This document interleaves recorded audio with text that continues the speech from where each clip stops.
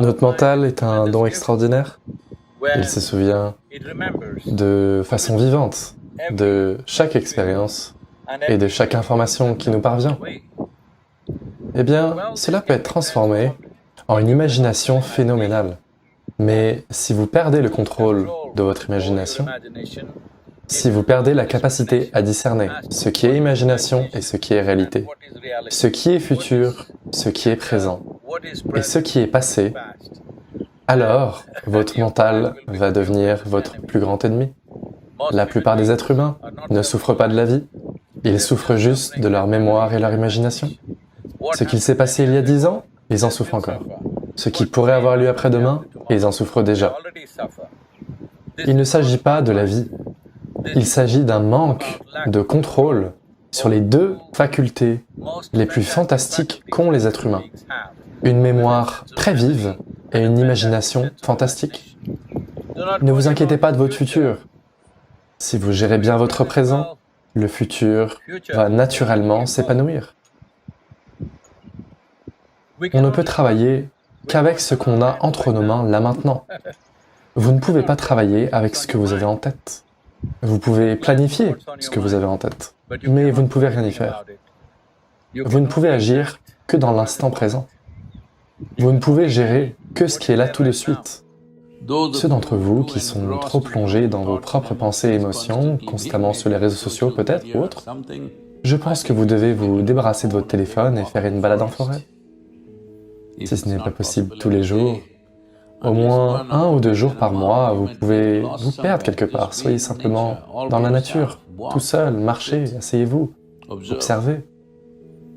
Si vous prêtez suffisamment attention, vous verrez, vous serez tellement charmé par chaque petite chose dans l'existence, parce que la façon dont une seule fourmi est faite est au-delà de tout ce que vous et votre intelligence pouvez comprendre. Ceux qui n'ont pas pelé leurs yeux à la création deviennent trop épris de leur propre création mentale, qui sont leurs pensées, dont la partie juteuse sont les émotions.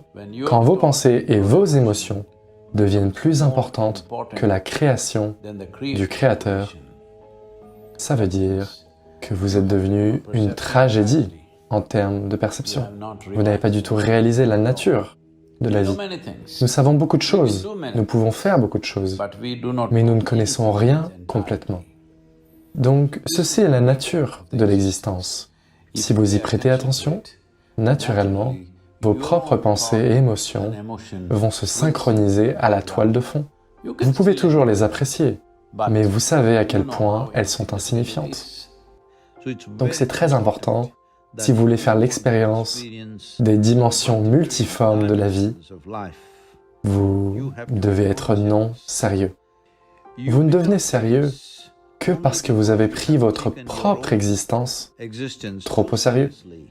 Bien que nous n'existions ici que pour un temps minuscule dans ce cosmos, c'est un vaste cosmos. Le système planétaire lui-même, le système solaire dans lequel nous existons, est une poussière. Dans celle-ci, la planète Terre est une micro-poussière. Dans cette micro-poussière, l'endroit où vous vivez, ou la ville où vous vivez, est une super micro-poussière. Là-dedans, vous êtes devenu un grand homme ou une grande femme. Et c'est la raison pour laquelle vous prenez la vie tellement au sérieux.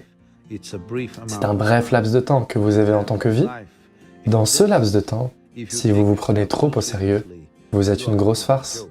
Le secret de la vie est de tout voir d'un œil non sérieux, mais d'être absolument impliqué, comme un camarade de jeu. Donc soyez un camarade de jeu pour la vie.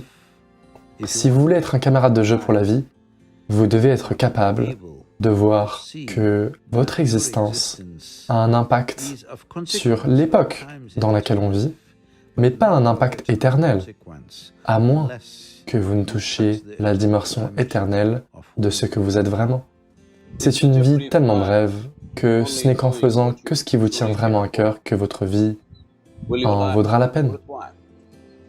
Pour qu'une implication véritable apparaisse dans votre vie, pour que vous vous donniez totalement Vous devez faire quelque chose qui compte vraiment, vraiment pour vous.